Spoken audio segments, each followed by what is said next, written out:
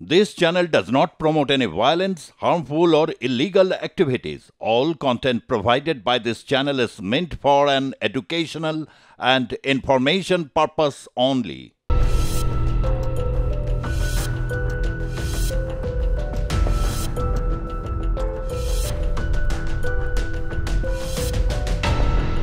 এখনো পর্যন্ত নেতাজির অনেক ফাইল ক্লাসিফাইড অর্থাৎ নিষিদ্ধ আমরা দেখতে পাই না। Is it true or false? সরকারি ফাইলে মিথ্যে কথা লেখা হয়। এটা তো ঠিক যে নেতাজি সুভাষচন্দ্র বোস তাকে কোথাও ব্রাত্য করে রাখা হয়েছে। কেন্দ্রে একের পর এক সরকার পরিবর্তন হয়েছে, রাজ্যে একের পর এক সরকারের পরিবর্তন হয়েছে, কিন্তু নেতাজি উপেক্ষিত থেকে গেছে, এ বিষয়ে কোনো সন্দেহ নেই। जिस दिन 5 बंगाली एमपी पार्लियामेंट में खड़े होकर के चढ़ जाएंगे ना गवर्नमेंट पे, उसके बाद देखना देश में क्या होगा। শলমারির সেই রহস্যময় সাধু আসলে কে ছিলেন? যেটা প্রমাণ আছে, ফাইলেই নাম দেওয়া আছে, নাম দেওয়া আছে। গুমনামি বাবা তাহলে কে ছিল? উনি সুভাষচন্দ্র বোস ছিলেন, সেটা ছিল আজকে তো কোনো সন্দেহের কোনো জায়গায় নেই।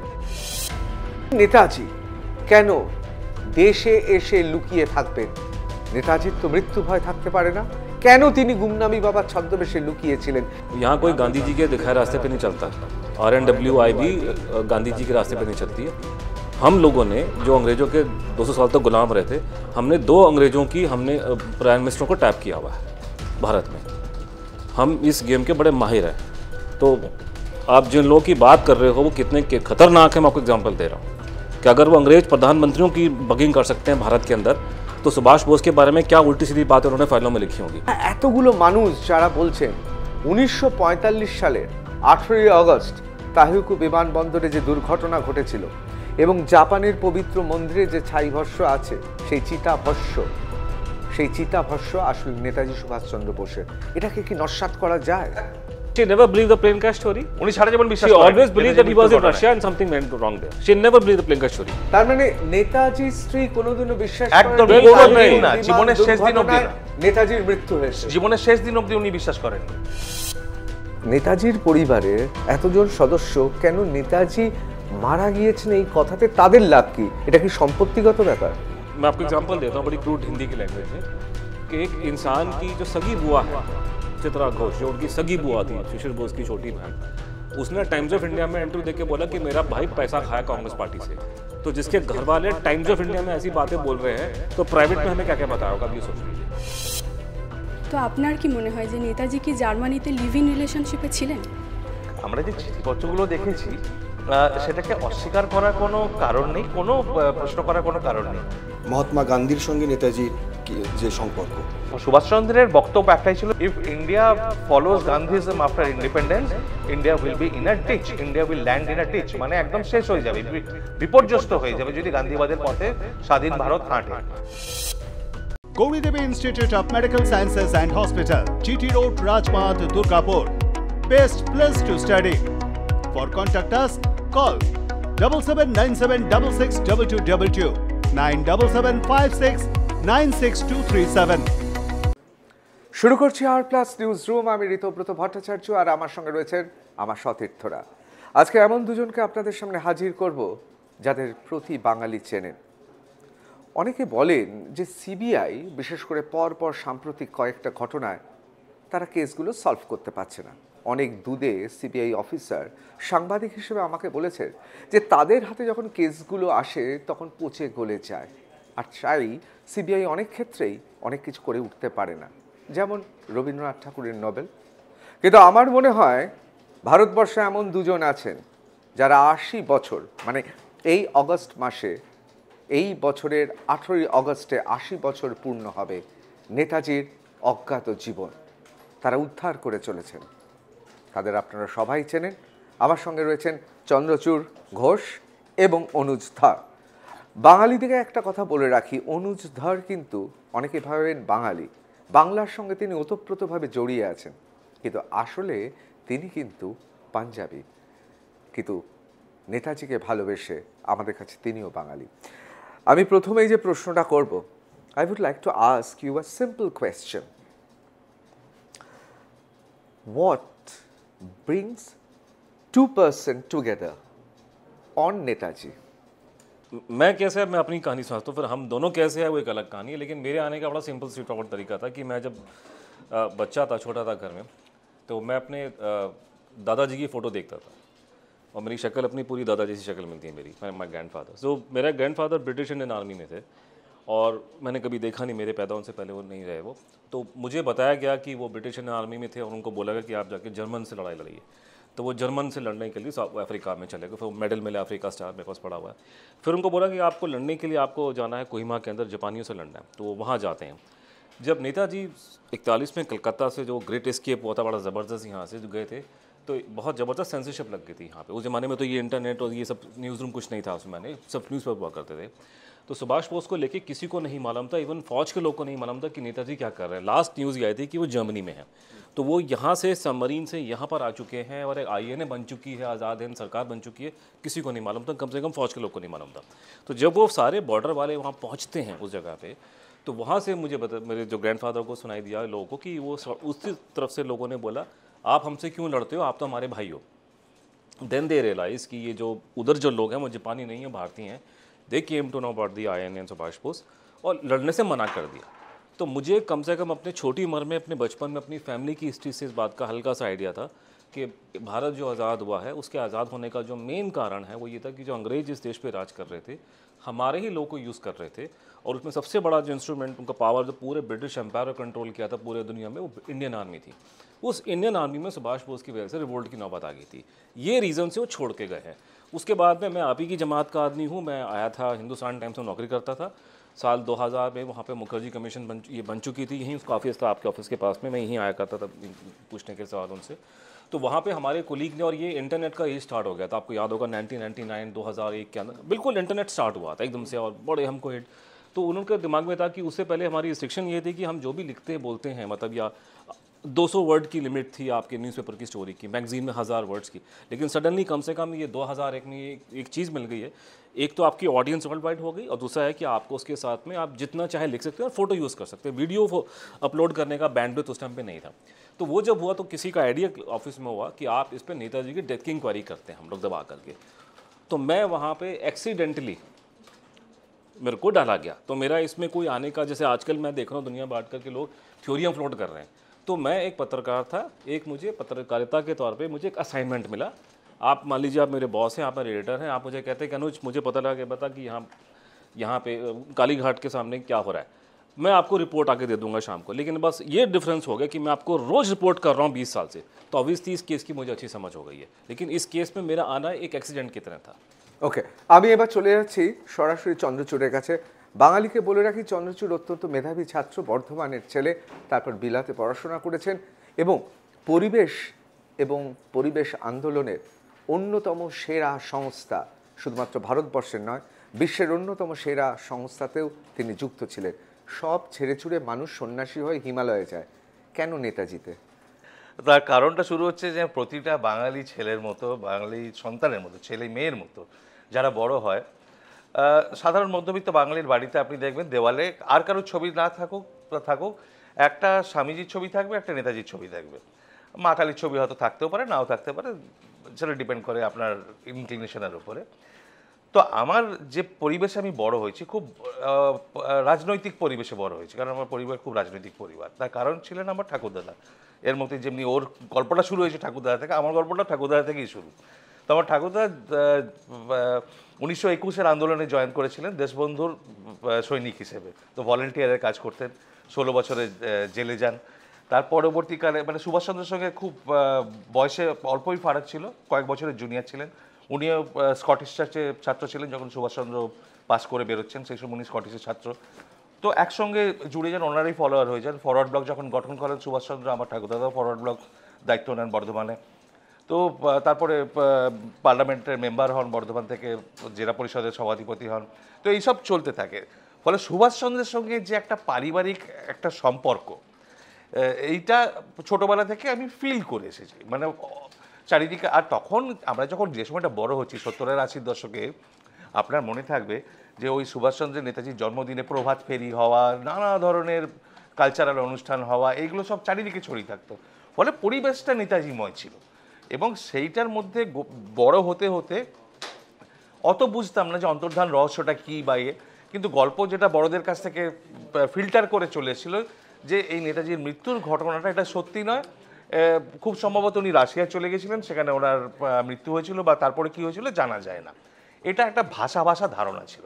তো আমি বই টই পড়তাম, খুঁজে বের করার চেষ্টা করতাম যতটুকু সম্ভব। সেই সময় আমি জার্নালিজম জয়েন করিনি, ফলে এটা নিয়ে অনুসন্ধান আলাদা করে কিছু নেই। আর 5টা সাধারণ ছেলেমেয়ের মতোই আমার কেরিয়ার পাথ ফলো করছিলাম।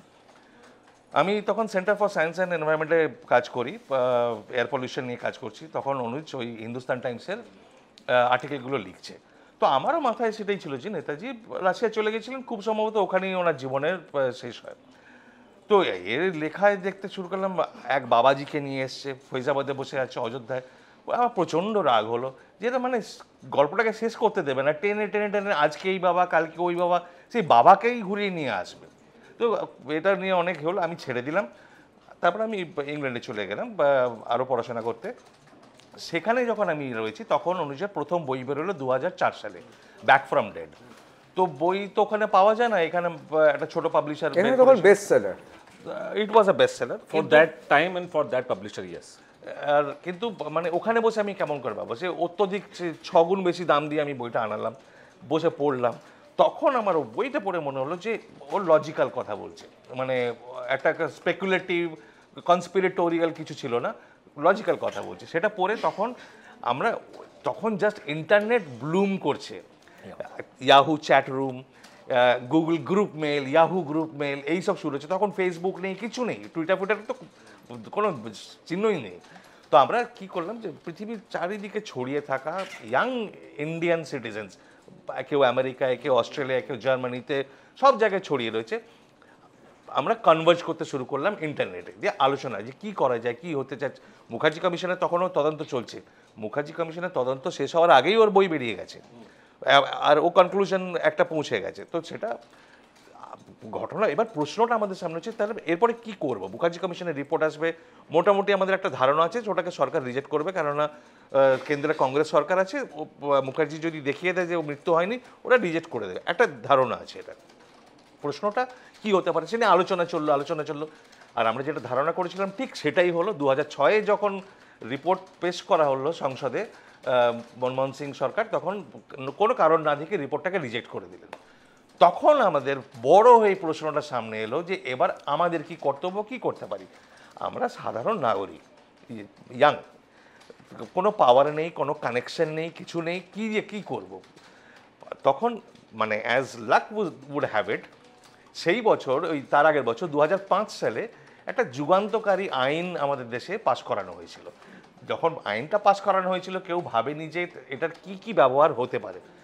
আইনটা পাশ করানো হয়েছিল যে আমার মিউনিসিপ্যালিটিতে কোনো করাপশন হচ্ছে কিনা, আমার টাকা কিভাবে খরচা হচ্ছে সরকারের কাছে, সেগুলো জানার জন্য, তথ্য জানার ব্রহ্মাস্ত্র বলা যেতে পারে, ব্রহ্মাস্ত্র, একদম তথ্য জানার আইন, রাইট টু ইনফরমেশন অ্যাক্ট 2005।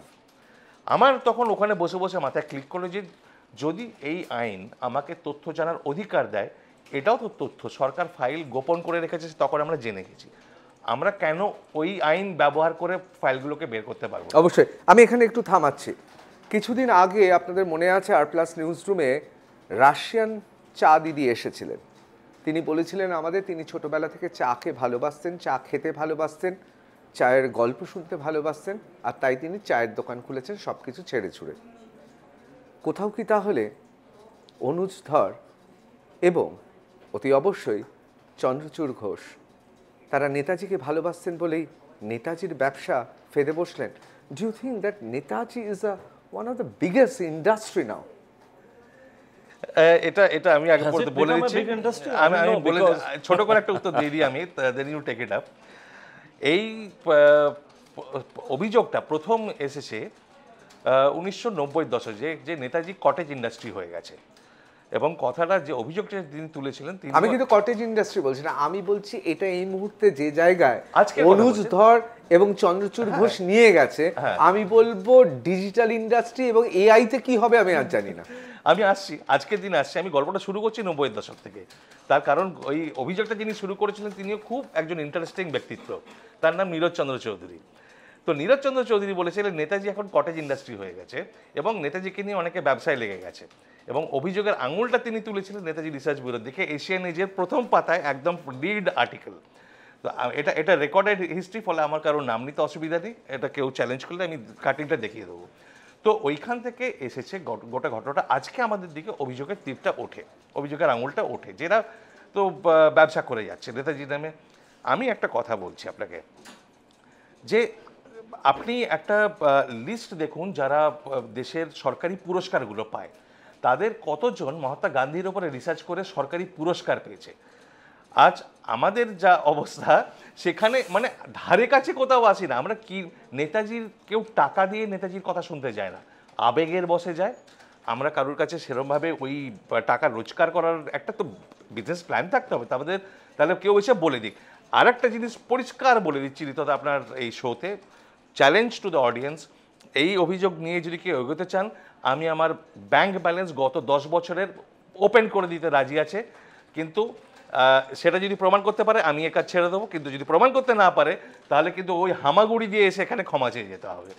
অবশ্যই, কিন্তু মানুষ ভালোবাসে। আমার হাতে যে বইগুলো রয়েছে অনুজধর এবং চন্দ্রচূড় ঘোষের একের পর এক বই দেখতেই পাচ্ছেন, এবং এই বইগুলো কিন্তু এই মুহূর্তে শুধু ভারতবর্ষ নয়, গোটা সাবকন্টিনেন্ট উপমহাদেশে বহু চর্চিত এবং কোথাও কোথাও তো বেস্ট সেলার বটেই, এ বিষয়ে কোনো সন্দেহ নেই। আমি আবার একটু আলোচনায় চলে আসছি। আমি জানি যে পৃথিবীতে অনেকগুলো বড় বড় দুটো ব্যক্তিত্ব একসঙ্গে কাজ করেছে, আবার আমরা নিজেরা জানি থামস আপ আর কোকোকোলা তারা এক হয়ে গেছে। অনুজ ধর এবং চন্দ্রচূড় ঘোষ কিসের আকর্ষণে এক হলো? নেতাজির। এটা তো বলাই বাহুল্য যে এমন একজন পুরুষ, কাল পুরুষ, যার ব্যক্তিত্বের ছটা একটা কেন্দ্রের সরকার, একটা বলবো না, পর সরকার 80 বছর ধরে চেষ্টা করেও, সক্রিয়ভাবে চেষ্টা করেও তাকে চাপা দিতে পারেনি। মানে মনের মানুষের মনে, জনমানুষে, আবেগে সেটা তিনি যে বেঁচে রয়েছেন 80 বছর ধরে, যখন সরকার চেষ্টা করে যাচ্ছে তাকে সাইডলাইন করে দিন, মার্জিনালাইজ করে দিন, বড়োভাবে সেন্টার পিসে কথা হবে মহাত্মা গান্ধীর। আমি কাউকে আক্রমণ করছি না, ছোট করছি না বা সমালোচনা করছি না, আমি পলিটিক্যাল যে ছবিটা আছে সেটা প্রেজেন্ট করছি কেবল। স্বাধীনতার ক্রেডিট দেওয়া হবে মহাত্মা গান্ধীকে, তারপরে নবভারত গঠন করার জন্য যে ক্রেডিট সেটা দিতে হবে পণ্ডিত জওয়াহরলাল নেহরুকে। এখানে সুভাষচন্দ্রের কোনো স্থান নেই। সুভাষচন্দ্রের একটাই ফুটনোটে যে উনি আজাদ হিন্দ ফৌজ তৈরি করে লড়াই করেছিলেন, ব্যাস, গল্প ওখানে শুরু, গল্প ওখানে শেষ। কিন্তু এই তার যে রাজনৈতিক বিশাল প্রভাব স্বাধীনতা আনার পেছনে এবং স্বাধীনতা পরবর্তীকালে, সেইটাকে সবসময় সরকারি লিটারেচারে এবং একাডেমিক হিস্টোরিয়ানদের আমি দোষ দেব। একাডেমিক হিস্টোরিক্যাল রিসার্চ যেখানে হয়েছে সেখানে সুভাষচন্দ্রকে বরাবর মার্জিনালাইজ করে আসা হয়েছে। এবং আমরা যেটা দেখলাম যে এই লোকটির যে প্রভাব, যে কাজের বিস্তার, তার যে ইম্প্যাক্ট, এটা এত বিশাল, সেটা যদি ভারতে লোকের সামনে আমরা না আনি, সেটা দ্যাট ইজ আ সিন। তো এইটা করার জন্যই আমাদের একসঙ্গে আসা। অবশ্যই। আমি এবার একেবারে অন্য প্রসঙ্গে চলে আসছি, বিশেষ করে স্বাধীনতার আগে নেতাজি এবং স্বাধীনতার পরে নেতাজি। এটা তো ঠিক যে নেতাজি সুভাষচন্দ্র বোস, তাকে কোথাও ব্রাত্য করে রাখা হয়েছে। কেন্দ্রে একের পর এক সরকার পরিবর্তন হয়েছে, রাজ্যে একের পর এক সরকারের পরিবর্তন হয়েছে, কিন্তু নেতাজি উপেক্ষিত থেকে গেছে, এ বিষয়ে কোনো সন্দেহ নেই। আমার এখানে একটা প্রশ্ন আছে, এবং আমি আর প্লাস নিউজের আমার দর্শকদের একটা ব্রেকিং নিউজ দিতে চাই। তার আগে শুধু দুটো প্রশ্ন করব। এখনো পর্যন্ত নেতাজির অনেক ফাইল ক্লাসিফাইড অর্থাৎ নিষিদ্ধ আমরা দেখতে পাই না। Is it true or false? अभी भी फाइल क्लासिफाइड आपका मतलब? हाँ बिल्कुल, क्योंकि हमने जो एक आपका, मैम सॉरी कि मैं आपने जो अभी बोला मैं उस पर, क्योंकि आपने बहुत अच्छे पॉइंट रेज़ किए आपके सवाल से पहले, जो आप ऑब्जर्वेशन दे रहे हैं। आपने ये बात बोली कि इस देश में अब सारी सरकारें बदल गई लेकिन रवैया चेंज नहीं। दादा ऐसा नहीं है। एक हमने चीज़ नोट करी है कि जब जब इस देश में नॉन कांग्रेस गवर्नमेंट आई है तो इस देश में मतलब फ़र्क पड़ा। जैसे फॉर एग्जांपल नेताजी को लेकर के अगर डेथ मिस्ट्री की बात की जाए, सबसे बढ़िया काम करने वाले मोरारजी देसाई थे। अगर मोरारजी भाई कुछ नहीं करते तो आज हम आप बैठ के बात नहीं, ये इशू ख़त्म हो चुका था। दूसरा ये कि उसके बाद में रूस से बात करने के बाद पहली बार वीपी सिंह के टाइम में स्टार्ट हुआ। तो ऐसा नहीं, और आज हम बहुत खुशकिस्मत हैं कि आज मेरे ख्याल से पहली बार भारत के आज़ाद होने के बाद में दिल्ली में ऐसी सरकार है जो नेताजी के खिलाफ में नहीं है, अच्छे काम कर रहे हैं। कलकत्ता में सरकार है जो उसके खिलाफ में नहीं है। और यहाँ बड़ी खुशी की बात है कि कलकत्ता में हमारे यहाँ बंगाल के मुख्यमंत्री जो देश की इतनी बड़ी नेता है, वो खुल्लम खुल्ला कह रहे हैं कि सुभाष बोस की डेथ प्लेन में नहीं हुई है। तो मेरे ख्याल से ये जो और इस मामला में मोदी दीदी का सेटिंग होगा तो हम लोग का भी कोई प्रॉब्लम नहीं, मुझे सेटिंग से इशू नहीं है। देखो उसमें कि देखो आपको, कि मैं पत्रकार रह चुका हूँ आपके, मैं यहाँ लोगों को सुनता रहता हूँ, कह रहे साहब वो तो पॉलिटिकल कारणों से कर रहे हैं। मैं आपको एग्जाम्पल दे रहा हूँ, आप वडोदरा जाइए, हमारा मोदी जी से जो कांटेक्ट हुआ, उन तक जो हमने परिवार ने, जो कहते हैं ना, नेताजी के परिवार ने मोदी जी को चिट्ठी लिखी थी, वो चिट्ठी हमने ड्राफ्ट की थी, ठीक है जी। तो हम मूविंग फोर्स थे बिहाइंड, पीछे वहाँ पे। तो मोदी जी जब गुजरात के मुख्यमंत्री थे तो नेताजी का नाम लेते थे। वडोदरा जहाँ से वो इलेक्शन लड़ते थे, वडोदरा की कॉन्स्टिट्यूंसी में मेन जगह पे नेताजी की मूर्ति लगवाई है उन्होंने पहले। तो सुभाष बोस के बारे में मोदी जी बातें करते थे पहले भी, ये कोई नई बात नहीं है, इसीलिए हमने उनको अप्रोच किया। तो फ़र्क आया ऐसी बात। लेकिन अब यह है कि किस्मती की बात है कि पहली बार देश में इससे अच्छा चांस नहीं मिलेगा कि यहाँ पे दीदी सपोर्ट कर रही है और वहाँ पे मोदी जी सपोर्ट कर रहे हैं। थोड़ा सा प्रॉब्लम है सेंट्रल लेवल पे, लेकिन उसमें वहाँ मीडिया का रोल आता है कि हमने ये जो अपने जो 20 साल में अपने बाल सफ़ेद कर लिए इस इशू को लेकर के, कि जो अवेयरनेस नहीं थी, और क्योंकि मीडिया पहले स्ट्रॉन्ग था, पहले इस तरह के शो नहीं होते थे। अब जो है, जो मीडिया स्ट्रॉन्ग हो गया, इंटरनेट आ गया, इंटरनेशनल ऑडियंस आ गई, जो नेताजी का मुद्दा यहाँ पे समर गुहा कभी किसी हॉल में नहीं बात कर सके, मैं जाके ईस्ट कोस्ट से वेस्ट कोस्ट में अमेरिका में करके आऊँ। और यहाँ पे हालत ये है, आप दिल्ली की बात छोड़िए, गुजरात में लोग 4-4 घंटा लेक्चर के लिए बैठते हैं, न्यू जर्सी में 3 घंटा बैठते हैं, लॉस एंजल्स में 4 घंटा बैठते हैं। तो भारतीय समाज जहाँ पर बैठा हुआ है, वो बैठ के नेताजी को लेके 4-4 घंटा भी। हम लोग श्रीनगर में गए थे, श्रीनगर लिट फेस्टिवल में। श्रीनगर के बच्चे, अब श्रीनगर में हालत क्या कश्मीर के अंदर, वो बच्चा वही सवाल पूछा जो बच्चा यहाँ पूछता कलकत्ता में आकर के। तो एक बहुत बड़ा माहौल जो है पिछले 10-12 साल में चेंज हुआ है। और सबसे बड़ा एडवांटेज हमें है कि एक मीडिया सपोर्ट कर रहा है, दूसरा ये कि दिल्ली में और कलकत्ता की जो सरकारें हैं, पहली बार हमारे को ऐसा मौका हाथ लगा कि पॉजिटिव है, ये धक्का एक मारिए, ये काम हो जाएगा। मतलब मगर अभी तक फाइल तो क्लासिफाइड है, कुछ फाइल ऐसा है क्लासिफाइड है। अब उसको देखने का नजरिया कि फाइलें निकली भी तो है ना, ये पहले तो पॉसिबल नहीं हुआ। आज जिस स्टेट में बैठ के मैं बात कर रहा हूँ, यहाँ बैठ के जो लोग राज कर रहे थे वो कर रहे थे तो जो कुकुर या तो जो कुत्ता बोलते थे, आज कम से कम मुख्यमंत्री जाके नेताजी की तारीफ कर रही है, उनके बारे। कल की खबर है कि कल हमारे उड़ीसा के जो मुख्यमंत्री हैं, उन्होंने खुल्लम खुल्ला राष्ट्रपति की प्रेजेंस में कहा कि नेता आज़ाद भारत करवाने में नेताजी की भूमिका नंबर 1 थी। आज से 1-1.5 साल पहले हमारे अंडमान निकोबार के जो गवर्नर साहब हैं, वो पुराने हमारे एडमिरल हैं नेवी के, प्रधानमंत्री की प्रेजेंस में बैठ के बोला कि India became free because of Subhash Chandra Bose. आप गूगल सर्च करें, यूट्यूब में जाइए, अजीत डोभाल जी के बाइट्स हैं। हमारे हरियाणा के डिप्टी चीफ मिनिस्टर ने खुल्लम खुल्ला बोला है कि India became free because of Subhash Chandra Bose. तो एक बहुत बड़ा चेंज आया। और कई बातें मैं आपको, अगर आप यूट्यूब में जाते हैं, आप बच्चों के कमेंट देखते हैं, सबसे बड़ी बात जो चेंज जो मुझे दिखाई दिया, और खासकर ये 3-4 साल पहले, और खासकर जो पॉडकास्ट का और ये इनफॉर्मल डिस्कशन जमाना है, ये हमारा ऑब्जर्वेशन है कि जितने बुढ़े हैं, बुढ़ों को केस में इंटरेस्ट नहीं है। बुढ़े पता नहीं क्या करते हैं, बैठ के रात को फिल्में देखते हैं नेटफ्लिक्स में, मुझे पता नहीं है। लेकिन यंग लड़के लड़कियां हर जगह, मतलब किसी को उम्मीद है कि IIT बॉम्बे में, IIT कानपुर में लेक्चर नेताजी की डेथ मिस्ट्री, मैंने MIT बॉस्टन में दिया लेक्चर सुभाष बोस की डेथ मिस्ट्री पे। जो लड़के बच्चे सुनने के लिए आए हैं, वो कहाँ वो ऐसी नौकरी कर रहे हैं जिसका यहाँ लोग बैठ के सोचते हैं कि कभी ऐसा सम्मान मिलेगा। तो ये हमने उसमें ये फ़र्क पड़ गया कि आज पूरे दुनिया में और पूरे देश में एक माहौल बना है। इतनी ज़्यादा अवेयरनेस और डिस्कशन नेताजी और नेताजी की डेथ मिस्ट्री को लेकर जो आज है, कभी नहीं थी। बस अब ये है कि क्रिटिकल मास अटेन करना है, और क्रिटिकल मास अटेन करने के लिए ये जगह है। वो कलकत्ता से ही होगा कि वो जब सूरज है ना, वो यहीं से निकलेगा। अब यहाँ से निकालना है और यहाँ पे इसको पॉलिटिसाइज करना है, ताकि इशू जो है दिल्ली में सेटल हो जा करके। আমি যে ব্রেকিং নিউজটা আপনাদের দেব বলছিলাম, আর একটা ছোট্ট প্রশ্ন, আমি ওটা চন্দ্রচূড়কে করবো। চন্দ্রচূড়, এই বইটা সবার সামনে স্বীকার করছেন তো আপনারা দুজন লিখেছেন? অবশ্যই। Guilty is charged. Thank you. पर इसमें आपको एक बात बताऊँ, मैं बहुत अच्छी बात है इसमें, ये आपने किताब के बारे में लोगों को समझना पड़ेगा। किताब जब मैंने पहली लिखी थी, इसने बताया कि बहुत छोटा पब्लिशर था, कि ये इशू इतना खतरनाक है कि पब्लिशर बड़ा हाथ लगाने को राजी नहीं है। सेकेंड टाइम में I reach a very big publisher, लेकिन उसकी आखिर में उसकी घबरा गई, कोई आपने प्रणब मुखर्जी के बारे में उसमें उल्टा सीधा लिखा हुआ, तो पब्लिशर डर के मारे किताबें छापते नहीं हैं।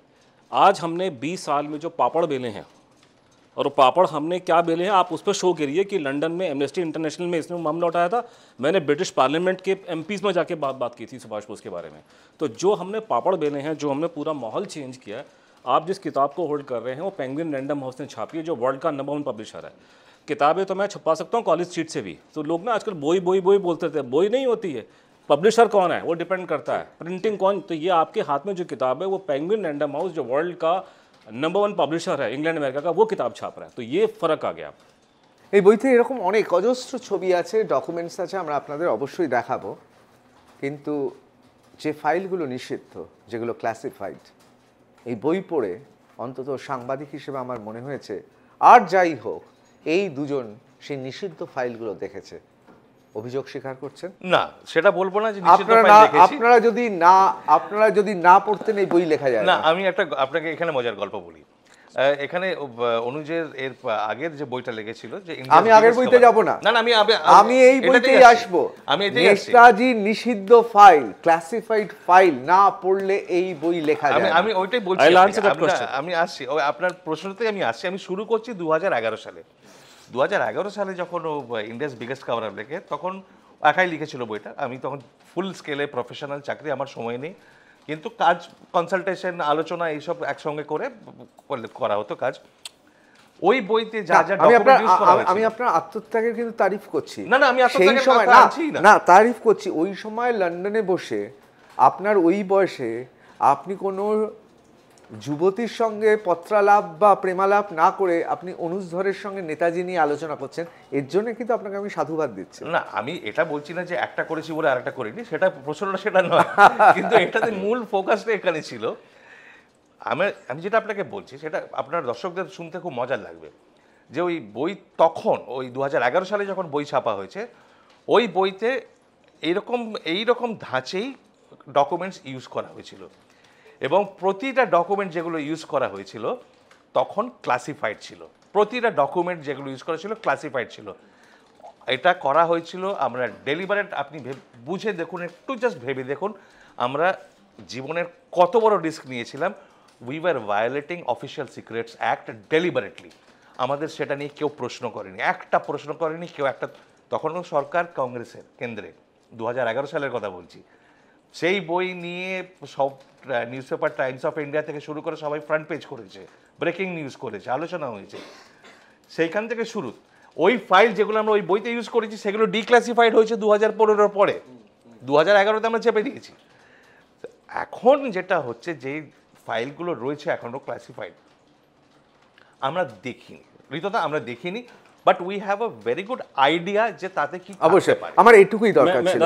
নিষিদ্ধ ফাইল সম্পর্কে পুঙ্খানুপুঙ্খ ধারণা না থাকলে এই বই লেখা যায় না। मैं आपको उसका, बिकॉज आपने सवाल बड़ा अच्छा पूछा, बिकॉज आप पत्रकार, मैं ही पत्रकार रह चुका हूँ। देखिए ऐसा दादा कि जब मैं अपनी इंक्वायरी हिंदुस्तान टाइम्स में कर रहा था, मैं नॉर्मल मिडिल क्लास का बच्चा हूँ, ठीक है, वहाँ से निकल के आया। तो फिर मुखर्जी कमीशन ने हमको समन किया, मैं विज्ञान भवन में गया, तो वहाँ जाके गया तो देखा तो प्रणब बाबू वहाँ खड़े थे। तो प्रणब बाबू विटनेस नंबर 48, मैं विटनेस नंबर 50, 51 अपने कुंवर नटवर सिंह जी। सडनली आप बैठे हैं घर में, देखा जी प्रणब बाबू की इंक्वायरी हो रही है वहाँ पे। प्रणब बाबू घबराए हुए थे वहाँ, बड़ी ज़बरदस्त, उनकी हालत ख़राब थी वहाँ पे। एनी हाउ तो हमने एक हिंदुस्तान टाइम्स की बात में इंक्वायरी करी, हमने कहा कि सुभाष बोस की डेथ हो गई, ऐसे बात हुई। देखिए एक मेरा एडवांटेज आप लोगों के पर ये है दिल्ली में रहने का, कि हम पे लोगों ने एलिगेशन लगाया कि आप हिस्टोरियन नहीं हो। मैंने ये बोला हिस्टोरियन हमने बोला कब है? मैं तो बोला मैं तो जर्नलिस्ट था। अब अमेरिका में वाटरगेट स्कैंडल कोई किसी हिस्टोरियन ने ब्रेक किया था क्या? जर्नलिस्ट ब्रेक करते हैं, बिकॉज जो इन्फॉर्मेशन जो इशू है वो गवर्नमेंट की सीक्रेसी में है, आप उसको इतिहासकार ब्रेक नहीं करेगा। तो मुझे जो एडवांटेज था जो इसको नहीं था, या जो आप समझ सकते हैं कि हमें ये मुझे समझ में आ गया था कि ये इशू जो है गवर्नमेंट सीक्रेसी में आ रहा है। तो अपने सोर्सेस जो से कहते हैं कि आप लोगों से बातचीत करते हैं, IB में, रॉ में, PMO में एंड ऑल दैट। तो अगर आपने सवाल पूछा कि क्या तुमने कोई फाइल देखी है, I will give you an answer कि हमने मल्टीपल, जैसे फॉर एग्जांपल IB डायरेक्टर से लेकर के बीट कांस्टेबल तक, प्रधानमंत्री से लेकर के रिटायर्ड सेक्रेटरी, और सबसे बात करके देखिए। मैं आपको बता रहा हूँ कि जो हमने कंक्लूजन ड्रॉ की हैं, I can tell you very clearly, Bharat सरकार के पास फाइलें हैं, सुभाष बोस जीवित थे, भारत में थे, फाइलें हैं, रशिया में थे, फाइलों में है, लेकिन उसको निकालने के लिए एक discussion, debate, I am very happy you are asking this questions. इस कंट्री में डिबेट होना चाहिए, क्योंकि सरकार के पास फाइलों को छुपाने के बहुत तरीके होते हैं। तो मुझे गवर्नमेंट के सोर्सेस ने बड़ी क्लियरली इस बात को बताया। लेकिन वो वाली बात है कि मान लीजिए कि मैं किसी फॉर्मर डायरेक्टर IB से बात करता हूँ, वो मुझे कुछ बताता है, तो ऑब्वियसली मैं किताब में उसको लिखूंगा नहीं, क्योंकि वो साइटेशन नहीं आएगा, उसका फुट नोट नहीं आएगा। But yes, I have personally spoken to lot of people across the country, even outside the country, and the conclusion is same. Subhash Bose was there, he was in Russia, he was in India. অবশ্যই আমি দর্শকদের বলি, আমার একজন সাধারণ সাংবাদিক হিসেবে এই বইটা পড়ে বা পড়তে পড়তে মনে হয়েছে যে সেই সময় অনেকগুলো নিষিদ্ধ ফাইল তার কথা উল্লেখ ছিল। এখন অনুজ ধর এবং চন্দ্রচূড় ঘোষ, তাদেরও বয়স বেড়েছে, অভিজ্ঞতায় সমৃদ্ধ হয়েছেন।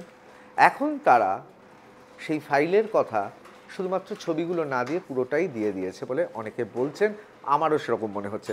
আমি এবার পরের প্রশ্নে চলে যাচ্ছি। আমি একটা লাইন জয়েন করে দিই অনুজ যা বললো, কেননা এটা আপনার শুনতে ভালো লাগবে, এটা সবারই শুনতে মজা লাগবে। এই কেস খুব মজার। এই অনুজ যেটা বললো যে সবার সঙ্গে কথা বলে আমরা শুনতে পাই, এটা ঘটনা যে কোনো পলিটিশিয়ান বা বিউরোক্র্যাট যাদের সঙ্গে আমরা কথা বলি কেউ ডিনাই করে না, আজ পর্যন্ত করেনি। মানে পাবলিকলি তারা অ্যাকনোলেজ করবে না, স্বীকার করবেন না, কিন্তু প্রাইভেট ডিসকাশনে সবাই স্বীকার করে নেন। সেটা কিন্তু এবার সেটাকে নস্যাৎ করে দেওয়া যায়, এটা তো হিয়ারসে। মানে তোমরা ঘরের ভিতরে কী আলোচনা করছো তার কী প্রমাণ? কোনো প্রমাণ তো নেই। আমাদের আন্ডারস্ট্যান্ডিং বাড়ছে, ঠিক আছে, প্রমাণটা কি? প্রমাণটা আমি আপনাকে দিচ্ছি। আর যদি কেউ আমাদের চ্যালেঞ্জ করে বলে যে তোমরা যে বলছো আরও ফাইল আছে, কি প্রমাণ? কেননা সেটা তো কেউ দেখেনি। আমি বলবো যে সরকারি ফাইল খুব মজার বস্তু।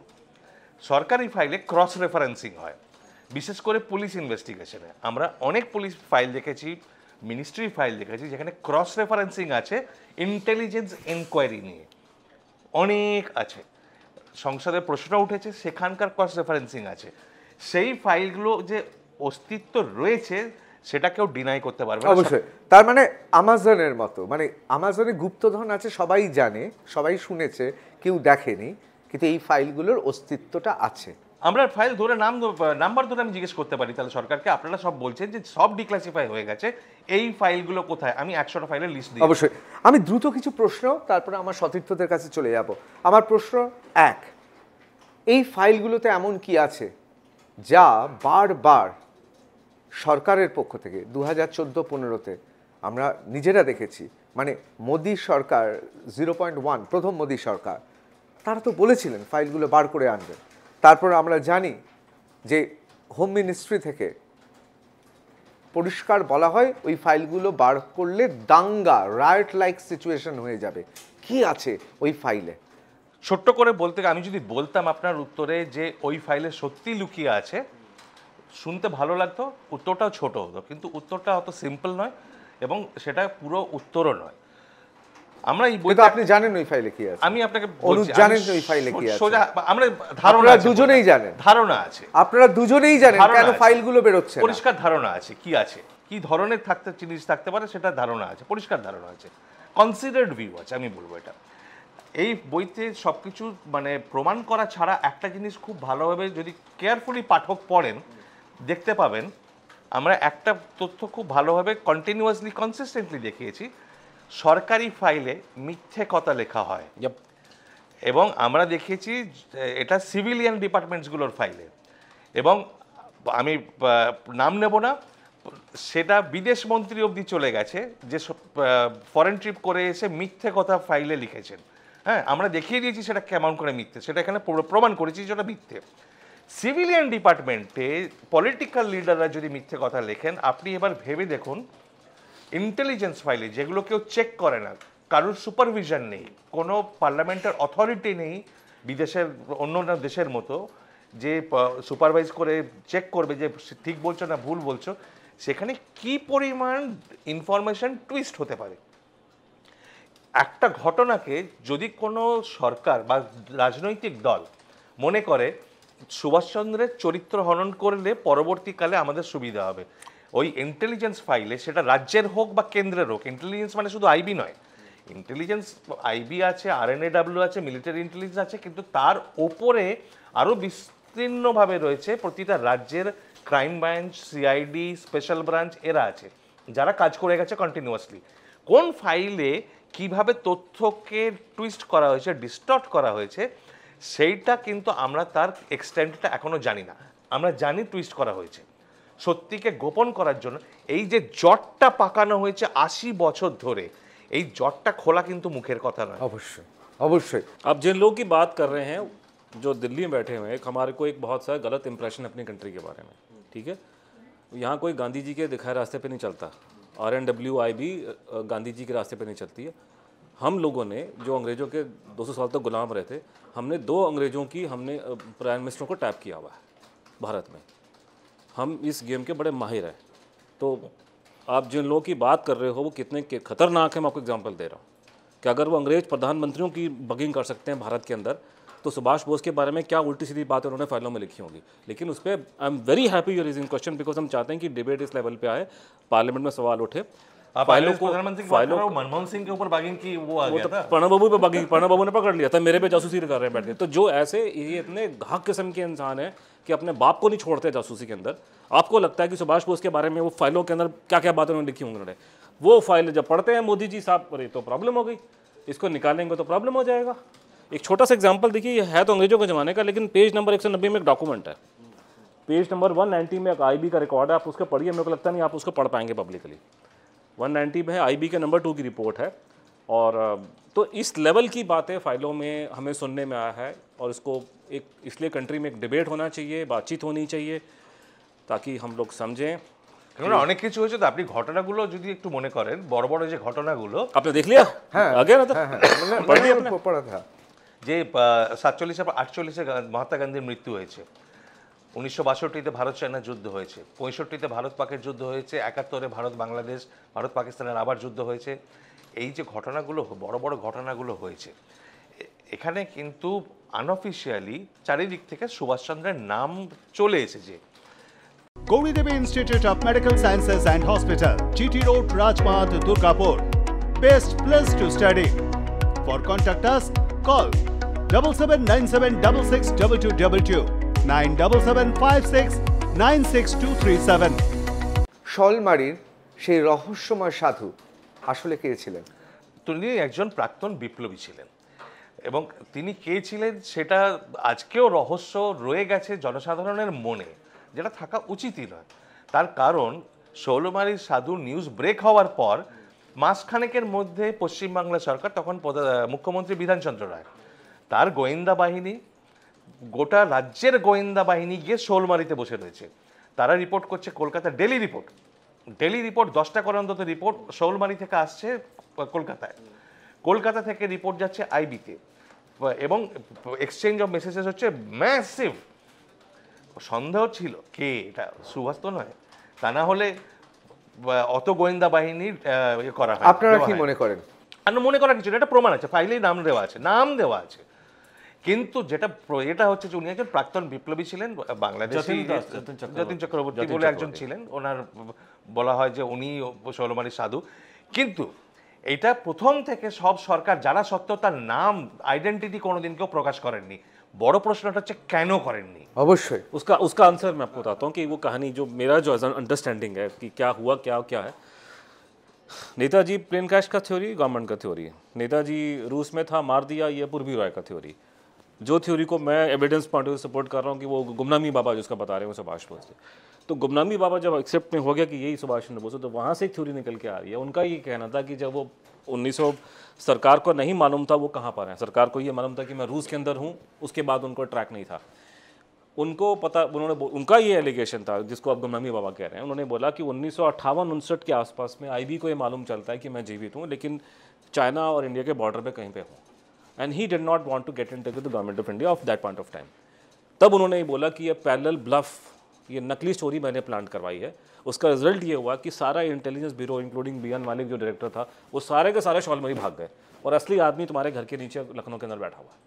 So that was a parallel bluff done by the actual man. So this Gumnami Baba has a connection with the Shalmari Sadhu. Shalmari Sadhu was not Subhash, उसकी photographs available है, लेकिन Shalmari Sadhu had a link to Gumnami Baba, who was the actual man. যেটা উনি নিজের অনুগামীদের বলেছিলেন, গুমনামি বাবা যিনি ছিলেন, ভগবানজি যাদেরকে বলা হয়, যে তোমরা যদি ওখানে যাও, ওখানে অন্তত 100-2 আমার হাতের লেখা চিঠি পাবে। এটা অ্যাসাইড, আপনি এর পরের প্রশ্নে যাবার আগে একটা ছোট্ট ইন্টারেস্টিং ঘটনা বলি। এই ঘটনাগুলোই গোটা ব্যাপারটাকে ইন্টারেস্টিং করে তোলে। সুভাষচন্দ্র যখন ইংল্যান্ড থেকে ফিরে আসেন, ইন্ডিয়ান সিভিল সার্ভিস থেকে পদত্যাগ করে এবং রাজনীতিতে প্রবেশ করেন, যুগান্তর দলের এক বিপ্লবী খুব ঘনিষ্ঠ ছিলেন তার, এবং তা এক বয়সে একটু বড় কিন্তু খুব ঘনিষ্ঠ, এবং তাকে সুভাষচন্দ্র অনেক সাহায্য করেন, টাকা পয়সা দিয়ে সাহায্য করেছিলেন, অপারেশনে সাহায্য করেছিলেন, ফলে খুব ক্লোজ চলে এসেছিলেন। কিন্তু পরবর্তী গান্ধী সুভাষের যখন সংঘাত হয়, বিরোধ হয়, অনেক বিপ্লবী সুভাষের বিরোধে চলে যান, এই বিপ্লবীটিও সুভাষের এগেনস্টে চলে যান। পরবর্তীকালে উনি পশ্চিমবঙ্গ প্রদেশ কংগ্রেসের সভাপতি হন এবং পার্লামেন্টের মেম্বার হন। তার নাম হচ্ছে সুরেন্দ্রমোহন ঘোষ। যখন এইটা বেরোয় খবর যে শৌলমালী সাধু কে, ইন্টেলিজেন্স এনকোয়ারি চলছে, পুলিশ এনকোয়ারি চলছে, জওয়াহরলাল নেহেরু পার্সোনাল এমিসারি করে সুরেন্দ্রমোহন ঘোষকে পাঠানো ওখানে শৌলমারিতে যে গোপনে তদন্ত করে এসো, দেখে এসো ওটা সুভাষ কিনা। সেই প্রধানমন্ত্রী পাঠাচ্ছেন সুভাষের ঘনিষ্ঠ বয়োজ্যেষ্ঠ একজন প্রাক্তন বিপ্লবীকে। কে পাঠাচ্ছেন? প্রধানমন্ত্রী, যিনি 1946 সাল থেকে বলে আসছেন যে সুভাষ মৃত, এটা নিয়ে আমার মনে কোনো সন্দেহ নেই। তো উনি পাঠাচ্ছেন একজন প্রাক্তন বিপ্লবীকে যে দেখো ওটা সুভাষ কিনা। সুরেন্দ্রমোহন ঘোষের মেসেজ, কনক্লুশন আর মেসেজের জন্য ওয়েট করছেন মোরারজি দেশাই। মোরারজি দেশাই তখন বিদেশ মন্ত্রী। কোথায় আছেন? ইংল্যান্ডে।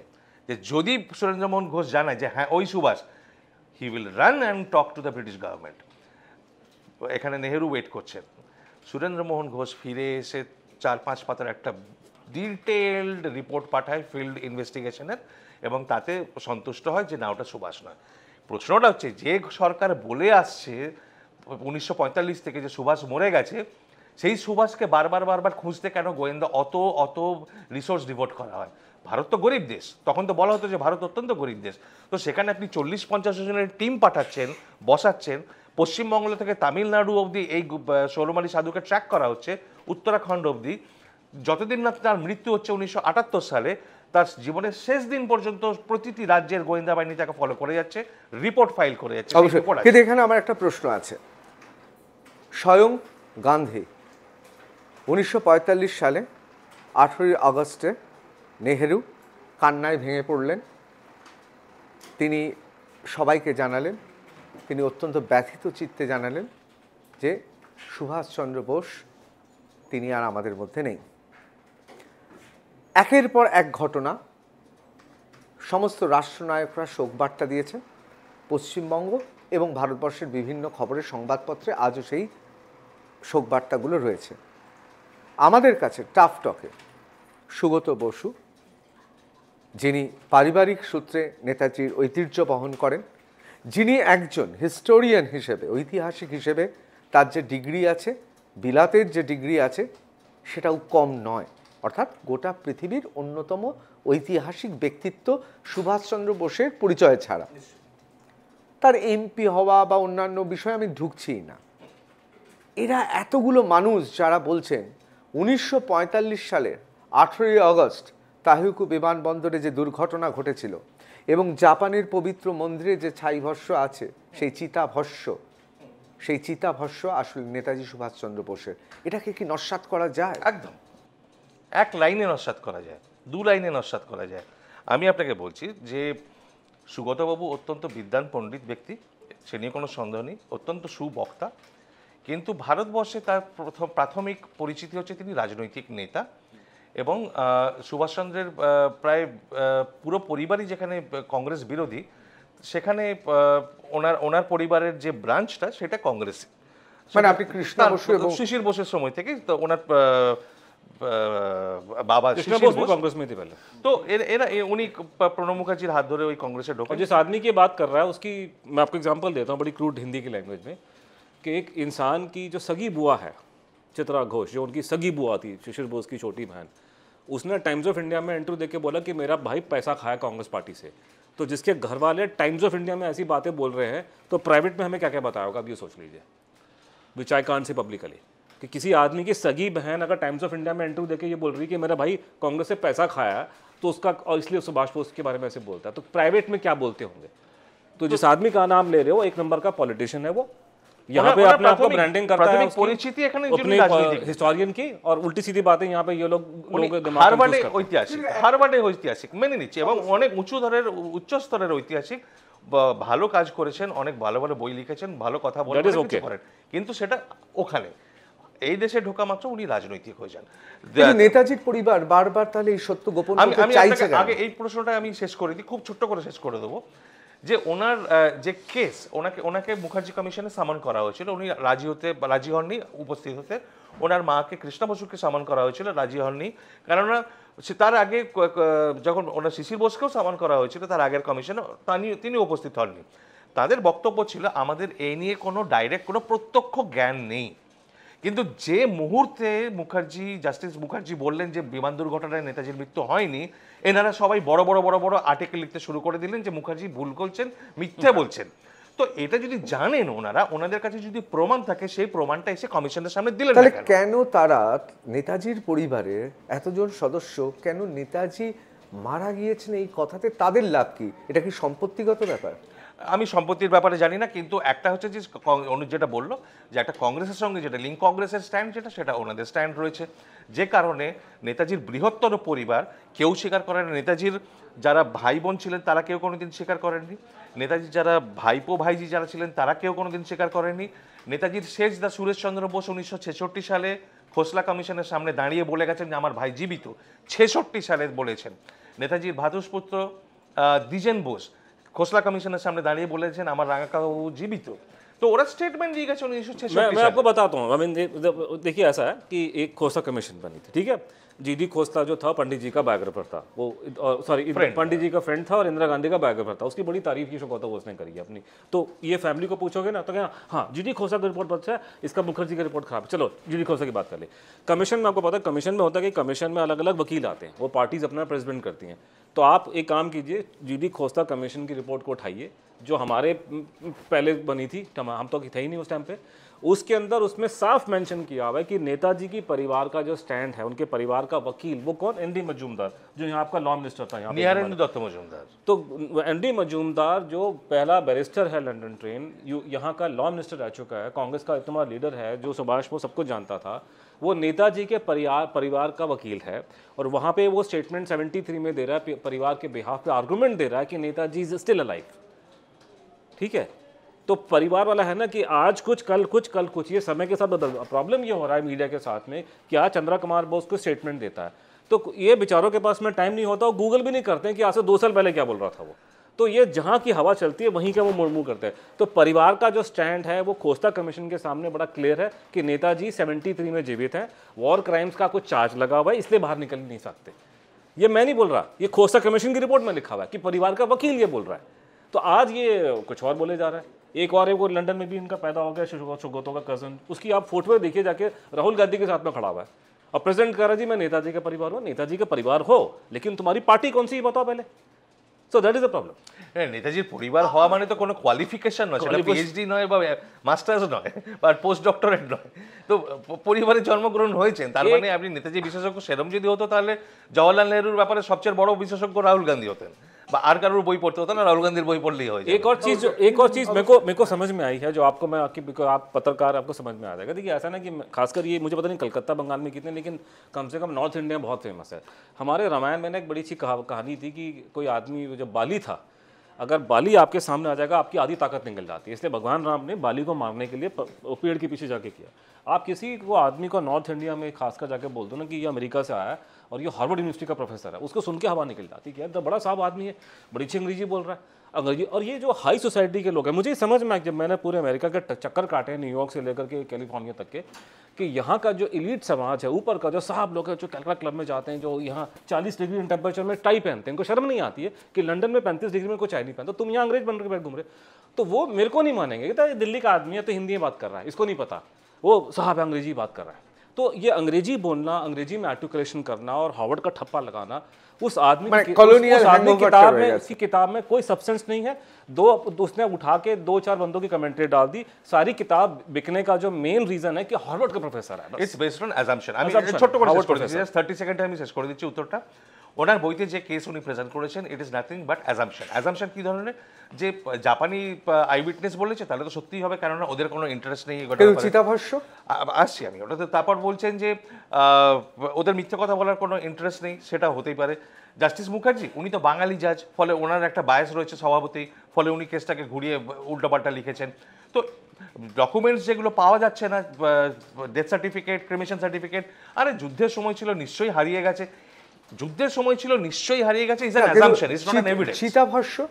চিতাভস্য উনি বলেছেন যেটা ওনার চিতাভস্য, সেটা বলতেই হবে, তার কারণ হচ্ছে যে ওই যে জাপানি সোলজারের চিতাভস্যটা উনি তো মেনে নিচ্ছেন যে জাপানি সোলজার নয়, ওটি জাপানি ইচিরো ওকুরা যার নাম ছিল তিনিই নাকি সুভাষচন্দ্র। সেটা কেমন করে প্রমাণ করবেন? না, ওটা তো জাপান সরকার বলে দিয়েছে, ফলে ওটাকে মেনে নিতে হবে। हमने किताब में गवर्नमेंट ऑफ इंडिया के रिकॉर्ड दिखाए हैं, ठीक है। So this a letter written by the, तो दिस इज अ सोर्स, क्योंकि हम तो गवर्नमेंट के अकॉर्डिंग बात कर रहे हैं कि जापान का हमारा एम्बेसडर नेशनल सिक्योरिटी एडवाइजर को चिट्ठी लिख रहा है कि सुगातो बाबू आए जापान में, ये 2006 के आसपास में, ये नेताजी का कोई अस्थि ढूंढ के निकाला, ठीक है। उसके बाद में उसका उन्होंने हार्वर्ड यूनिवर्सिटी में अमेरिका में टेस्ट कराया डीएनए का। ये बात किसी को पता है यहाँ पे? ये अपने पिताजी की तो अपना प्रॉपर्टी पर्सनल चीज़ नहीं है, पूरे देश का मुद्दा है। सीक्रेटली इन लोगों ने, सुगातो बोस ने नेताजी का हड्डी लेकर के अमेरिका में गया। देखिए इलीगल है, आप किसी की हड्डियाँ लेके ऐसे बिना गवर्नमेंट की परमिशन नहीं जा सकते, नहीं, उस पर फाइलें होंगी इंटेलिजेंस की। तो ये आदमी सीक्रेटली जाकर के हड्डियाँ लेकर के हार्वर्ड में जा रहा है, वहाँ जाकर टेस्ट करवा रहा है। अच्छा, सबसे कमाल की बात है कि अनीता मैडम को मालूम है टेस्ट हुआ है, उसको ये मालूम है कि ये टेस्ट नहीं हो सका क्योंकि हड्डी जली हुई थी, उसके बावजूद ये टेस्ट कराओ। तो ये सीक्रेट ऑपरेशन जो चल रहे हैं फैमिली की, वो हमने इस पर लिखा है इसके बारे में कि हार्वर्ड यूनिवर्सिटी में जाकर के इन्होंने डीएनए टेस्ट करवाया, हड्डी इनको कैसे मिली ये खुद बताएं, और वहाँ जाकर के वो टेस्ट का कंक्लूजन नहीं निकला। तो ये बड़े ना व्हील्स विद इन व्हील्स और गवर्नमेंट के साथ मिलकर क्या काम कर रहे हैं। আমি খুব দ্রুত যে প্রশ্নগুলো আমাদের আছে, শালমারির রহস্যময় ব্যক্তি তিনি আর যেই হন না কেন নেতাজি নন, কিন্তু তিনিও অত্যন্ত একজন শ্রদ্ধেয় ব্যক্তি এবং যার নাম শুনলে আমাদের মাথা নত হয়ে যায়। গুমনামি বাবা তাহলে কে ছিল? উনি সুভাষচন্দ্র বোস ছিলেন, সেটা ছিল আজকে তো কোনো সন্দেহের কোনো জায়গাই নেই। কেননা যতভাবে প্রমাণ করা যায়, যত কটা প্রমাণ গ্রহণযোগ্য হয়, আমাদের কোর্টে আপনি যদি যান, আপনাকে গ্রহণযোগ্য, সবচেয়ে বড় গ্রহণযোগ্য এটা কি আই উইটনেস, প্রত্যক্ষদর্শী। সুভাষচন্দ্রের সঙ্গে যারা দীর্ঘ 20 বছর 15 বছর ধরে কাজ করেছেন, তারা নিয়মিতভাবে 1960-এর দশক থেকে 1985 অবধি, যতদিন উনি বেঁচে ছিলেন, নিয়মিত ওনার সঙ্গে যোগাযোগ রেখে চলেছেন, ওনার সঙ্গে দেখা করেছেন, কথা বলেছেন। তাদের মধ্যে অনেকে চোখে দেখেছেন। গুমনামি বাবার সবচেয়ে বড় ইউনিক যেটা বলা হয় যে উনি পর্দার পেছনে বসতেন, কেউ দেখতে পেত না, কিন্তু এনারা প্রত্যেকে প্রায় চোখে দেখেছেন এবং তাদের মনে আজকে কোনো তখনও কোনো সন্দেহ ছিল না। চিঠি যেগুলো লিখছেন, সে যে বিষয় যে নিয়ে আলোচনা হচ্ছে, নেতাজির খুব ঘনিষ্ঠ কমরেড এবং বাংলার মানে অদ্ভুত একজন নেত্রী, জননেত্রী লীলা রায়, যার নাম আজকে অনেকে ভুলে গেছেন। লীলা রায় যে কী ছিলেন সেটা মানে বুঝতে গেলে একটু পড়াশোনা করতে হবে, পিছিয়ে যেতে হবে, আমি যাচ্ছি না, আমি শুধু নামটাই বলছি। সেই লীলা রায় গুমনামি বাবাকে 80 পাতার একটা থিসিস লিখে পাঠাচ্ছেন যে বাংলার বিপ্লব মুভমেন্টটা কেমন করে ব্রেকডাউন হয়ে গেল। একজন গুমনামি বাবা মানে সে কোথাকার কেউ যদি না জানে, লীলা রায়ের মতো একজন মনীষী, তিনি ওখানে 80 পাতার, তার তখন স্ট্রোক হয়েছে, প্রায় লিখতে পারছেন না হাতে। এবং কি আপনি কি তাহলে যে 7টি দাঁত দেশটাই বাক্সে পাওয়া গিয়েছিল এবং তার সঙ্গে সঙ্গে আরো অনেক প্রমাণ রয়েছে, চিঠিপত্র, ডকুমেন্টারি এভিডেন্স, এবং কোথাও কি মনে হচ্ছে ডিএম নিজে দাঁড়িয়ে, সৎকারের ডিএম নিজে দাঁড়িয়ে রয়েছে, এই পুরো বিষয়টাই আসলে প্রমাণ করে গুমনামি বাবাই নেতাজি সুভাষচন্দ্র। প্রমাণ যেগুলো আছে, আমি পাশাপাশি দুটো ঘটনা পাশাপাশি রাখছি। এক হচ্ছে বিমান দুর্ঘটনায় মৃত্যু, যেখানে সুরেশচন্দ্র বসু, নেতাজির মেজদা, পণ্ডিত জওয়াহরলাল নেহরুকে জিজ্ঞেস করছেন যে আপনি যদি এতই বিশ্বাস করেন যে সুভাষচন্দ্র মারা গেছেন বিমান দুর্ঘটনায়, আমাকে প্রমাণটা দেখান। পণ্ডিত জওয়াহরলাল নেহরু তখন ওনাকে চিঠিতে লিখছেন উত্তরে, যে চিঠিতে এখানে আপনি পেয়ে যাবেন, যে আমার কাছে ওরকম কোনো ডাইরেক্ট এভিডেন্স নেই, কিন্তু সার্কামস্টেন্সিয়াল এভিডেন্স, পারিপার্শ্বিক যে প্রমাণ আমরা পেয়েছি, আমার দেখে মনে হয়েছে, আমার বদ্ধমূল ধারণা সুভাষ হতেই মারা গেছে। এটা হলো প্রমাণের চরিত্র বিমান দুর্ঘটনায়। গুমনামি বাবার প্রমাণগুলো দেখুন, ওনার বিপ্লবী সহকর্মীরা, আই উইটনেস যারা দেখেছেন ওকে, তারা এসে মুখার্জি কমিশনের সামনে, যারা বেঁচে ছিলেন তারা সাক্ষ্য দিয়েছেন, যারা বেঁচে নেই তাদের হাতের লেখা চিঠি ফিটিগুলো সব রয়েছে, ডায়েরি রয়েছে, সেটা একটা হলো। ডকুমেন্টারি এভিডেন্স, কী ধরনের ডকুমেন্টস ওখান থেকে পাওয়া গেছে তার আইডেন্টিটি প্রমাণ করে দিচ্ছে, চিঠিপত্র, হাতের লেখা, টাইপরাইটার, ডায়েরি, সবকিছু, পোশাক, দূরবীন। আমি পোশাক ডিসকাউন্ট করছি, পোশাক কেউ ডিসগাইজ করার জন্য করতে পারে, লোককে মিসলিড করার জন্য করতে পারে, আমি পোশাক ছেড়ে দিলাম। আমি শুধু লোকগুলোর কথা বলছি, তাদের রিটেন ডকুমেন্ট কমিউনিকেশন যেটা, তার কথা বলছি। তো আই উইটনেস অ্যাকাউন্ট হলো, ডকুমেন্টারি এভিডেন্স হলো। 3 নম্বর যেটা, যে সমস্যা আটকে গেছিলেন জাস্টিস মুখার্জি, উনি প্রমাণ করতে পারেননি বা সেই ওই ডেফিনিটিভ স্টেটমেন্টটা দিতে পারেননি, যার ফলে তাকে লিখতে হয়েছিল যে ক্লিনচিং এভিডেন্সটা আমি পাইনি। যা প্রমাণ পাওয়া গেছে সে যথেষ্ট, কিন্তু ক্লিনচিং এভিডেন্স না পাওয়ার ফলে আমি এটা বলতে পারছি না। এভিডেন্স কোনটা? এবার ক্লিনচিং এভিডেন্স হচ্ছে ফরেন্সিক এভিডেন্স। ফরেন্সিক এভিডেন্স মানে হচ্ছে হাতের লেখার কম্প্যারিজন, আর দ্বিতীয় হচ্ছে আপনি যে দাঁতগুলোর কথা বললেন, যেটা দেশলাইয়ের বাক্সে 7টা দাঁত পাওয়া গিয়েছিল, তার থেকে এক্সট্র্যাক্ট করার ডিএনএ যেটা পরিবারের সদস্যদের সঙ্গে ম্যাচ করার কম্প্যারিজন করা হয়েছিল। সেখানেও তো ষড়যন্ত্র হয়েছে। ষড়যন্ত্র হয়েছে মানে খুব বড় লেভেলের ষড়যন্ত্র হয়েছে এবং খুব নক্কারজনক ষড়যন্ত্র হয়েছে। খুব ছোট করে বলতে গেলে প্রথমে ফরেন্সিক এভিডেন্স যদি আমরা হাতের লেখাটা নিই, হাতের লেখাটা দুটো সরকারি ল্যাবকে পাঠানো হয়েছিল, একটা কলকাতার এফএসএল আর একটা সিমলাতে যেটা হেডকোয়ার্টার্স আছে department of question examination of question documents, তো ওটা আছে সিমলাতে। ওরা সিমলা থেকে 3 পাতার একটা রিপোর্ট পাঠায়, তো তার মধ্যে একটা ট্যাবুলেট করে অ আ ক খ ABCD করে কম্পেয়ার করে ছোট ছোট করে দেখি, সেটা দেখে কেউ আরও কিছু বোঝা, কিন্তু এক্সপার্ট ওপিনিয়ন যে মিলছে না। এফএসএল, কলকাতার এফএসএল 1 পাতার একটা 2 পাতার রিপোর্ট পাঠায়, তার প্রথম পাতাটা হচ্ছে অ্যাড্রেস আর দ্বিতীয় পাতা হচ্ছে শুধু ওপিনিয়ন, যে মিলছে না। তো এই হলো এভিডেন্সের একজন ইন্ডিপেন্ডেন্ট এক্সপার্টকে ইয়ে করা হয়, সেখানে অনুজের একটা রোল ছিল, যোগাযোগটা করিয়ে দেয় বি লালের সঙ্গে। তিনি আগে ভারতের যে এই এক্সামিনেশন অফ কোয়েশ্চেন ডকুমেন্টসের যে ডিপার্টমেন্টটা যেটা রয়েছে, তিনি তার চিফ ছিলেন। এবং আপনার মনে থাকবে হয়তো ভিপি সিং এর সময় খুব বড় একটা কেলেঙ্কারি হয়েছিল, Saint Kitts forgery. Saint Kitts forgery crack করেছিলেন এই বিলাল, তো তার যে রেপুটেশন সেটা আনকোয়েশ্চেন্ড। এবং বিলাল পরবর্তীকালে টেলিভিশনে এসে বলেছিলেন, this is I am putting my reputation at stake. হাজার হাজার পাতার তিনি রিপোর্ট দিয়েছেন, এক একটা লেটার ব্লো আপ করে টেস্ট করে এক্সামিন করে দেখিয়ে দেখিয়ে ফটোগ্রাফিক প্লেট দিয়ে উনি বাংলা এবং ইংরেজি দুটো ভাষাতেই উনি বলেন যে এতে কোনো সন্দেহই থাকতে পারে না যে দুটো হাতের লেখা এক पॉइंट आप মানুষের। याद रखिए, बीस ने मुझे बताया था वहाँ पे। देखिए ऐसा होता है कि अगर आप हैंडराइटिंग मैच, ये नहीं होता कि ये मैच कर रहा है, ऐसा नहीं होता। वो देखता है कि कितना प्रेशर आ रहा है, क्या हो रहा है, is much more than that. It's a very it's a very जो आपका ब्रेन सिग्नल भेजता है वो आप हैंडराइटिंग करते हैं। तो अब कई बार आप गुमनामी बाबा की अगर हैंडराइटिंग चेक करेंगे, नेताजी का हैंडराइटिंग सैंपल जो नेताजी की थी 34, 35 या 40, 45, गुमनामी बाबा 80 साल का आदमी है। अब 80 साल में क्या हो रहा है कि अगर आप विजुअली देखेंगे तो यहाँ पे आपको उस आदमी के हाथ कांप रहे हैं, यूं हिल रहे हैं, लेकिन उसने पकड़ लिया कि आदमी वही है, सिर्फ बुढ़ापे में उसके हाथ जो है वो यूं हिल रहे हैं। तो ডেলিবারেট, এটা গুমনামি বাবার একটা ডেলিবারেট ছিল যে উনি ডেলিবারেটলি কনসিল করার চেষ্টা গোপন করার চেষ্টা করতেন, যাতে ওনার হাতের লেখাটা দেখে কেউ ধরে ফেলতে না পারে, বলে ঘুরিয়ে ঘুরিয়ে পেঁচিয়ে পেঁচিয়ে অন্য রকমের অক্ষর। মেনে নিলাম যে নেতাজি হচ্ছেন গুমনামি বাবা, নেতাজি হচ্ছেন তিনি। আপনাদের সবার মনে আছে এবং আপনাদের বইতে খুব পরিষ্কারভাবে লেখা আছে নো লাভ ফ্রম রাশিয়া।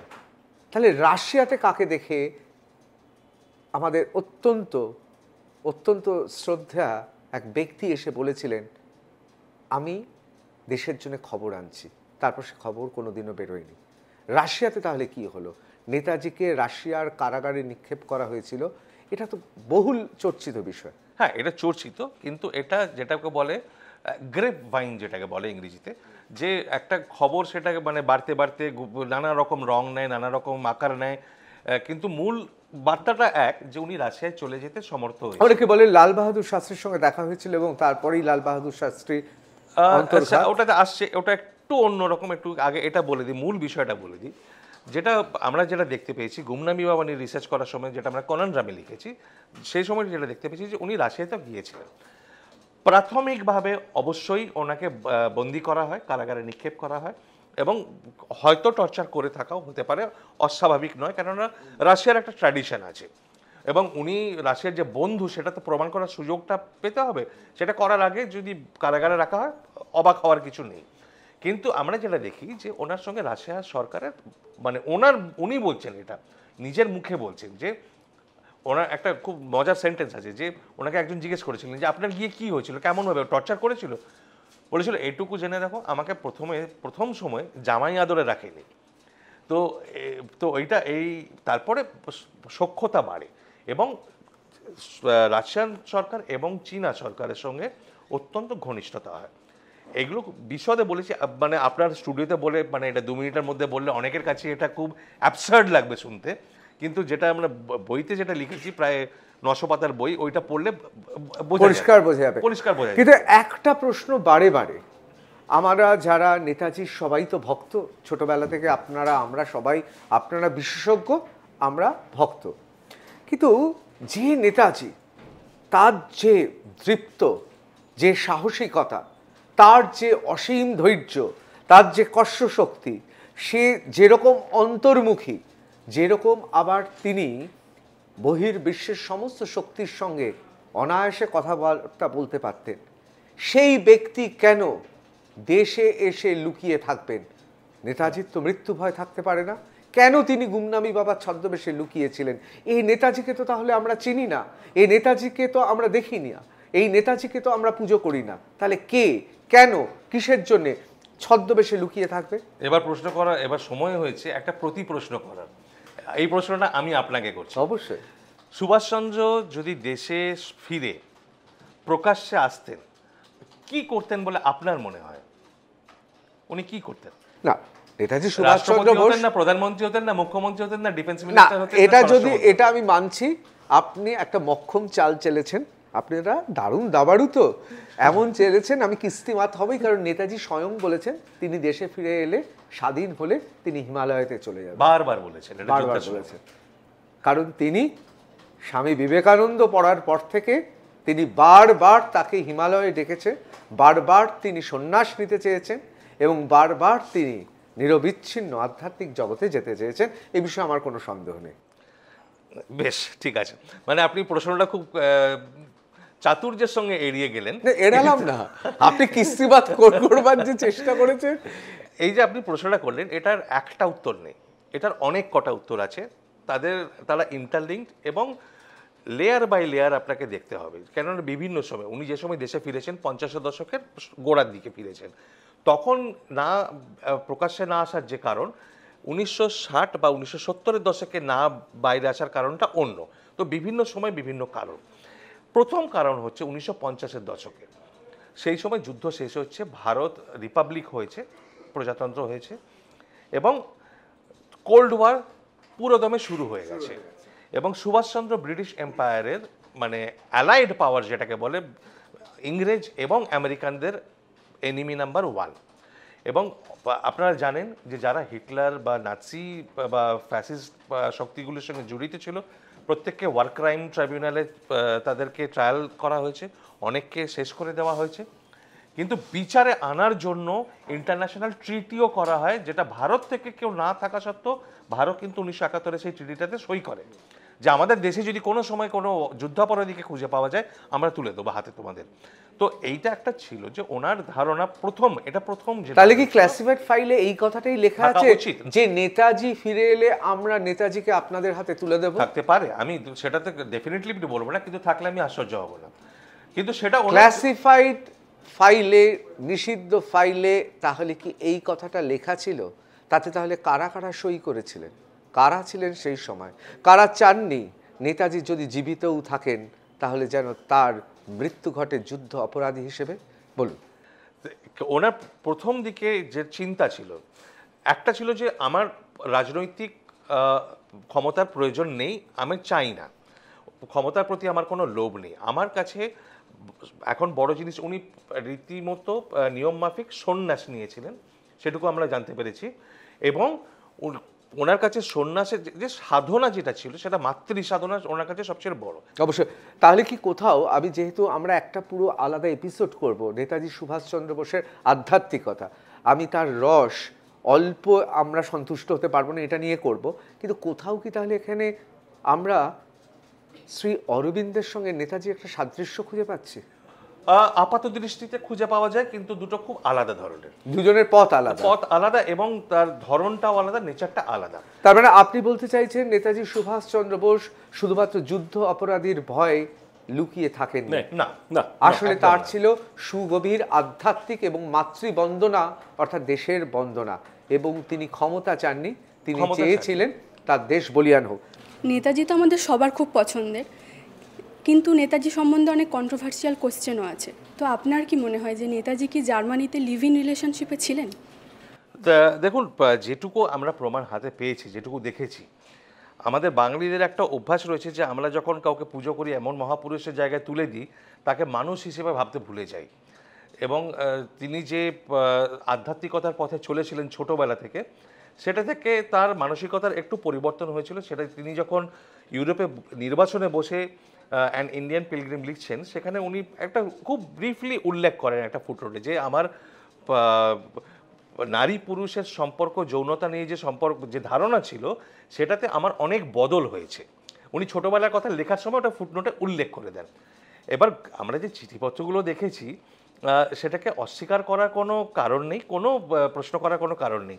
পশ্চিমবাংলায় একটা খুব বড় অংশ লোকজনের তারা মানতে রাজি নন যে নেতাজি বিয়ে করতে পারেন কোনোদিন, বা কোনোদিন কাউকে পার্টনার হিসেবে গ্রহণ করতে পারেন। কিন্তু প্রমাণ হচ্ছে প্রমাণ। এবার এমিলিয়া শ্যাঙ্কেলের সঙ্গে যে তার একটা খুব মধুর সম্পর্ক ছিল এবং সুন্দর সম্পর্ক ছিল, পবিত্র সম্পর্ক ছিল, সেটাকে আমরা প্রশ্ন করার কোনো জায়গায় দেখতে পাইনি, কোনো সন্দেহ নেই। এবং আপনাদের জানাই আমরা দুজনেই, অনিতা ভারতে অনেকবার এসছেন। নেতাজির বংশধরদের সঙ্গে তো আপনারা দেখা করেছেন, কথা বলেছেন, কোথাও কি তাদের মনে হয়েছে যে তারাও খানিকটা নেতাজির মতো? না, একদমই নয়। নেতাজির সঙ্গে কারোর তুলনা করাটাই ভুল এবং সেই এক্সপেকটেশন রাখাটাই ভুল। সুভাষচন্দ্র 1000 বছরে একজন হন, সেখানে তার পরিবারের গোষ্ঠপালের প্রজন্মের থেকে আজকে কে ফুটবল খেলছে আপনাকে যদি আমি জিজ্ঞেস করি আপনি কি বলতে পারবেন? না, কিন্তু এখানে একটা প্রশ্ন করি, সেটা হচ্ছে চন্দ্রচূড়, আমি নিজে চের মেয়ের সঙ্গে দেখা করেছিলাম, আলিয়াদা চে। আমি তার সঙ্গে তাকিয়ে অন্তত শারীরিকভাবে তার চোখ, তার নাক, তার কথা বলার ধরন, আমরা যে ফুটেজে চেকে দেখি তার সঙ্গে সাদৃশ্য ছিল। নেতাজির যারা বংশধর তাদের সঙ্গে কি নেতাজির শারীরিক সাদৃশ্য ছিল?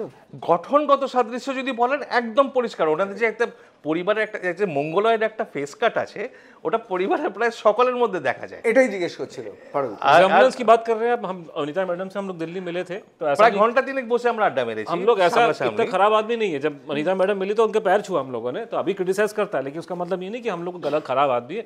तो अनीता मैडम से दिल्ली में अमित मित्रा जी आपके पहले मिनिस्टर थे फाइनेंस के यहाँ पे, तो वो भी नेताजी परिवार के हैं। तो उनके घर अमितार बाड़ीते बसे हम अड्डा मेरेছি। हम मिले थे तो वहाँ पे जब मिला तो बड़ा खुश हुआ, उनका पैर छुआ, बहुत अच्छी बातें करी, उनसे बहुत अच्छी बात हुई है। सिर्फ हमारा डिफरेंस उस पॉइंट पे निकल के आता है। तो अब वैसे तो कोई देखेगा नहीं मेरी मदर की उम्र की, and she was very nice to us, talking very motherly way she spoke to me and the others we also have photograph of it. The thing is कि जब उनसे बात करें, आप किसी की शक्ल नहीं देखते, लेकिन ना आप देखेंगे ना, जैसे मैं हूँ, मेरी शक्ल मेरे दादा से मिलती है, मेरी शक्ल मेरी बुआ से मिलती है, तो हर एक आदमी का शक्ल अपने घर से मिलता है। तो अनीता मैडम को आप देखोगे तो उनको आपको देख के मालूम चल जाएगा कि वो चंद्रा बाबू ये सब लोग एक ही परिवार का है। মানে আপনার সামনে যখন বসবেন ওনাকে আপনাকে পরিচয় করে দিতে হবে না যে সুভাষচন্দ্রের পরিবারের কেউ, দেখলেই একদম দেখলে face cut. She is very I tell you what, she is very well informed. जैसे आपने तो मुझे बना दिया पंजाबी, लेकिन जो धर होते हैं वो एक कश्मीर के होते हैं और एक बंगाल के होते हैं। तो actually when she met me, she asked me which dhar are you Bengali dhar or you Kashmiri dhar? So that is the thing. So she is very well informed. She is not that European also. कैसा नहीं कि बहुत पूरी अंग्रेज नहीं है। तो she is very nice. We had a very good experience. अब हमारा सिर्फ प्रॉब्लम जो है वो डेथ मिस्ट्री को लेकर के है और इशू को लेकर के। আমি ওনার প্রশ্ন একটা ছোট্ট করে শেষ টেনে দিই, কারণ ওটা শেষ হয়নি। এমিলিয়া শ্যাঙ্কেলের সঙ্গে সম্পর্কের ব্যাপারটা হচ্ছে যে আমি বললাম যে খুব সুন্দর মধুর পবিত্র সম্পর্ক। কেননা ওটা যদি অনেক বাঙালি যেটা বলেন যে ষড়যন্ত্র, চক্রান্ত, নেতাজিকে কালিমালিপ্ত করার চক্রান্ত। এমিলিয়া শ্যাঙ্কেল কোনোদিন ভারতে আসেননি, পরিবারের সম্পত্তিতে কোনোদিন দাবি জানাননি, রাজনৈতিক সুবিধা উনি বললেই ওনাকে নেবার জন্য ঝাঁপিয়ে পড়তো, সব রকম সুবিধা পেতেন, কোনোদিন আসেননি, সেই ভয়েই আসেননি যে আমি সুবিধা নেব না। কেননা সুভাষচন্দ্রের কাছ থেকে যে শিক্ষাটা উনি গ্রহণ করেছিলেন সেটার ভিত্তিতেই সারা জীবন একা কাটিয়েছেন যে অনিতাকে বড় করার জন্য, এবং কোনোদিন কোনো সুবিধা কিন্তু ওখানে উনি নেননি। আর চক্রান্ত যদি করতে হতো, যদি চক্রান্তই হতো, তাহলে চক্রান্তটা করেছে কে এবং তার ফলে কে কি সুবিধা লাভ করলো সেটা তো দেখাতে হবে।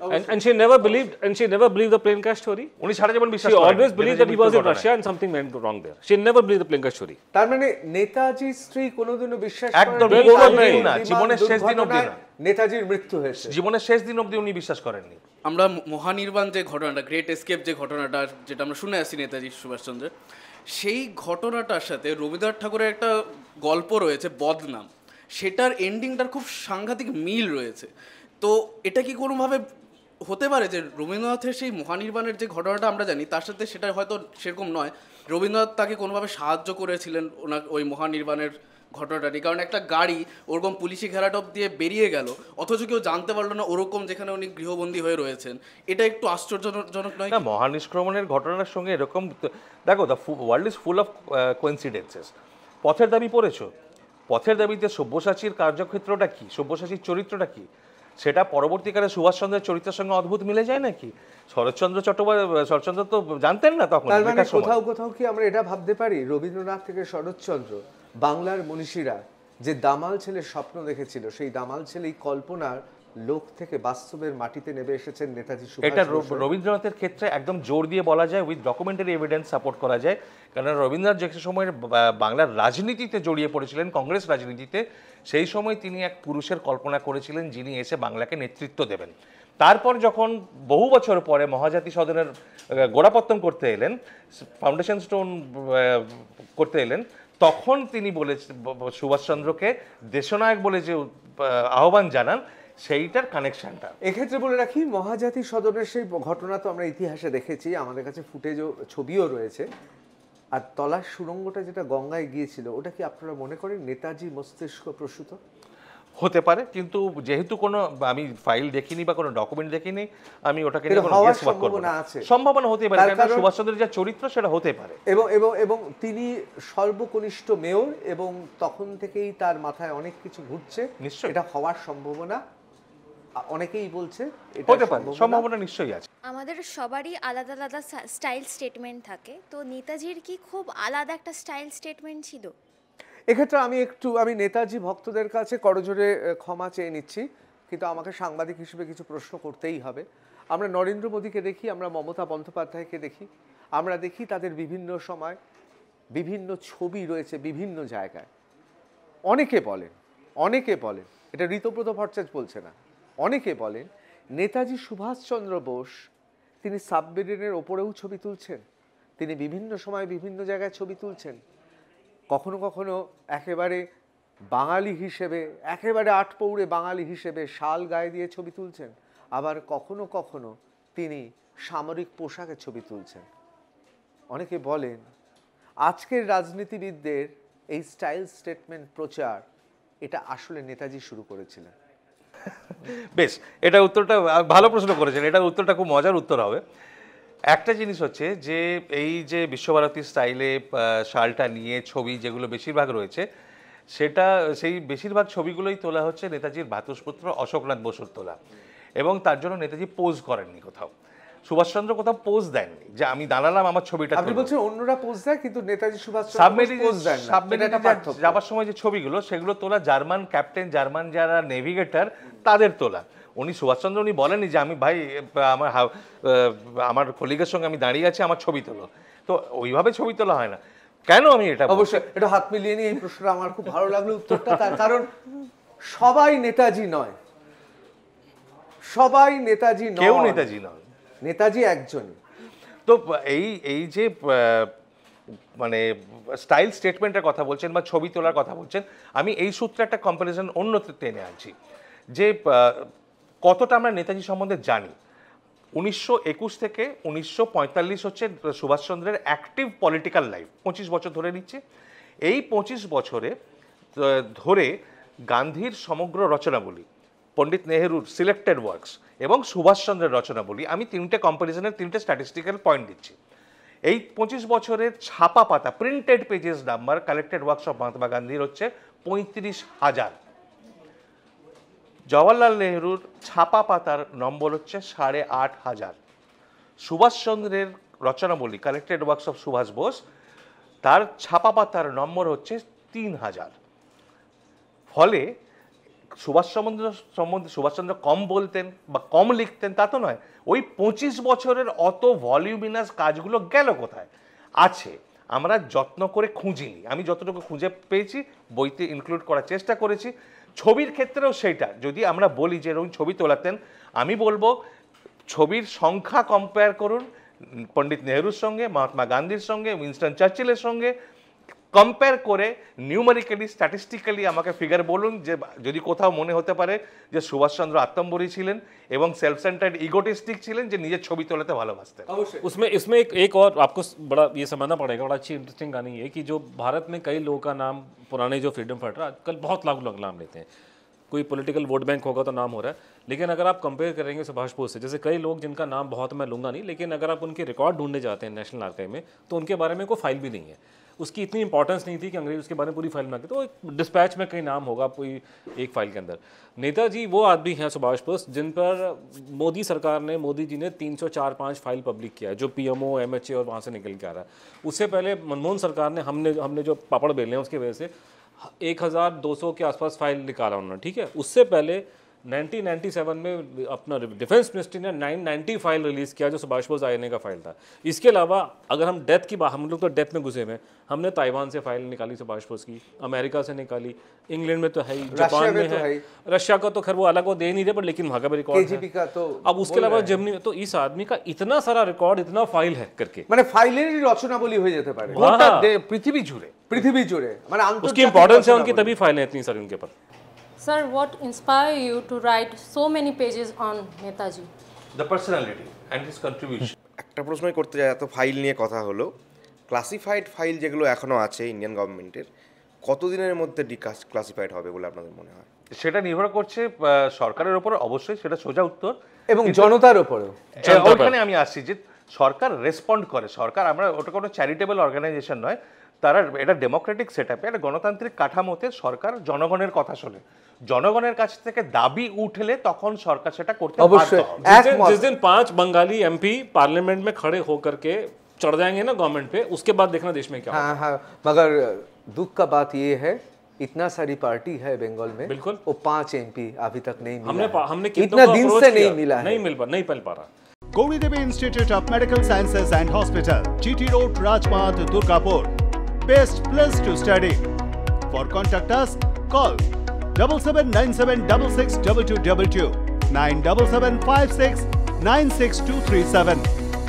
না, অন্তর্ধান নিয়ে তো একটা রহস্য রয়েছে, কিন্তু আরও একটা বিতর্ক হয় যে মহাত্মা গান্ধীর সঙ্গে নেতাজির যে সম্পর্ক, এবং এখনকার দিনে যে ডানপন্থী বিজেপি জনসংঘ, তখন তো ছিল না RSS, সেই RSS এর সঙ্গে নেতাজি, এই দুটো বিষয় আমি আপনাদের কাছ থেকে জানি।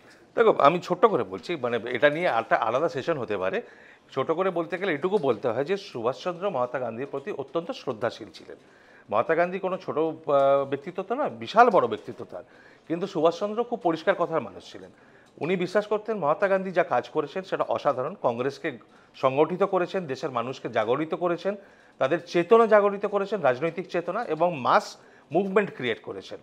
তার পরবর্তীকালে তার সুভাষচন্দ্রের যে অবস্থান সেটা হচ্ছে যে এত ভালো এত বড় বড় কাজ করেছেন, কিন্তু মহাত্মা গান্ধীর যে রাস্তা, যে রাজনীতি, সেই রাজনীতির পথে হেঁটে ভারতের স্বাধীনতা তো আসবেই না, সেটা ভুল রাস্তা। এবং ভারতবর্ষ স্বাধীনতার পরে খুব পরিষ্কার কথায় নিজের চিঠিতে মেজদা শরৎচন্দ্র বসুকে লিখে গেছেন যে if India follows Gandhism after independence, India will be in a ditch, India will land in a ditch, মানে একদম শেষ হয়ে যাবে, বিপর্যস্ত হয়ে যাবে যদি গান্ধীবাদের পথে স্বাধীন ভারত হাঁটে। তো সুভাষচন্দ্রের বক্তব্য একটাই ছিল যে মহাপুরুষ গান্ধী, কিন্তু মোটামুটি 1930-31 পরে রাজনীতিতে তার যে উপযোগিতা রাজনীতিতে, সেইটা শেষ হয়ে গেছিল। নতুন জেনারেশনের এগিয়ে এসে রাজনীতির হাল ধরার প্রয়োজন, এটা সুভাষচন্দ্রের পরিষ্কার কথা। গান্ধীকে উনি ছোট করেননি, কিন্তু বলেছেন আপনার উপযোগিতা শেষ হয়ে গেছে। ওই RSS এর ব্যাপারেও তো তার সম্যক ধারণা ছিল, তার কারণ ট্রেনে যাওয়ার পথেই তো তিনি দেখেছিলেন RSS এর কিছু স্বেচ্ছাসেবক। দেখুন, RSS ছিল সামাজিক, এখনো সামাজিক সংগঠন, RSS রাজনৈতিক সংগঠন না। এবং হিন্দু মহাসভার সঙ্গে যে সুভাষচন্দ্রের রাজনৈতিক সংঘর্ষটা ঘটে, সেটা হিন্দু মহাসভা ওই সামাজিক সংগঠন থেকে রাজনৈতিক রূপ নেবার পরে। কারণ ওনার পরিষ্কার বক্তব্য ছিল হিন্দু মহাসভা যতক্ষণ না নিজের কাজ করছে, হিন্দু মহাসভার সঙ্গে আমার কোনো ঝগড়া নেই, কোনো আপত্তি নেই, কিন্তু হিন্দু মহাসভা যদি রাজনীতিতে ঢুকে কংগ্রেসের বিরোধিতা করতে শুরু করে, সেখানে সমস্যা আছে, সেখানে আমি মহাসভার বিরোধিতা করব। অবশ্যই আসলে নেতাজি তার জীবন এত बोल मेरा आप जो ये सवाल पूछ रहे हैं, ये आप मेरे ख्याल से बंगाल की, क्योंकि मैं तो यहाँ नॉर्थ इंडिया का रिप्रेजेंटेशन कर रहा हूँ, तो आपका जो बंगाल में ये लोग सवाल जो आप पूछ रहे हैं कि गांधी जी, हमारे यहाँ जो नॉर्थ में और इस पूरे इलाके, पूरे जो आप कह सकते हैं वेस्ट में, जो सवाल जो लोग पूछते हैं कि भारत को आज़ादी किसने दिलाई, अब उसमें आपने अगर देखा होगा कि आपके अजीत डोभाल साहब के बाइट आपको मिल जाएंगे, आप मुख्यमंत्री के मिल जाएंगे, लोगों के मिल जाएंगे। तो वहाँ पे इसमें लेकिन सबसे कमाल की बात ये है कि इसमें 2 घटनाएं बंगाल में घटी। एक तो एक मशहूर गाना है हिंदी फिल्म में, वो दे दी हमें आज़ादी बिना खड़क बिना ढाल। लोगों को पता नहीं कि फिल्म बनाने वाले बंगाली थे, तो बंगालियों ने वो गाना हमारे पे चेप दिया कि साहब महात्मा गांधी की वजह से इंडिया आज़ाद हो गया। इस गाने को नॉर्थ इंडिया में लोग बहुत पसंद नहीं करते हैं, उसको खुल्लम खुल्ला लोग उसको गाली देते हैं उसके बारे में। तो कहानी एक और बड़ा प्रकरण है कि जो बंगाल से जुड़ा हुआ है, लेकिन बंगाल का बाद में उसके बारे में बात नहीं करता। वो बात ये है कि भारत को जो इंडिपेंडेंस मिली है, अगर आप देखेंगे तो इंडिपेंडेंस का डिसीजन लिया इंग्लैंड के प्रधानमंत्री ने, तो लेने वाला था क्लेमेंट एटली। तो क्लेमेंट एटली भारत में आया है 3-4 बार। सन 56 में वो भारत में आया, वो लखनऊ में गए, वहाँ की सुभाष बोस को लेकर बातचीत हुई, उसको छोड़ दीजिए।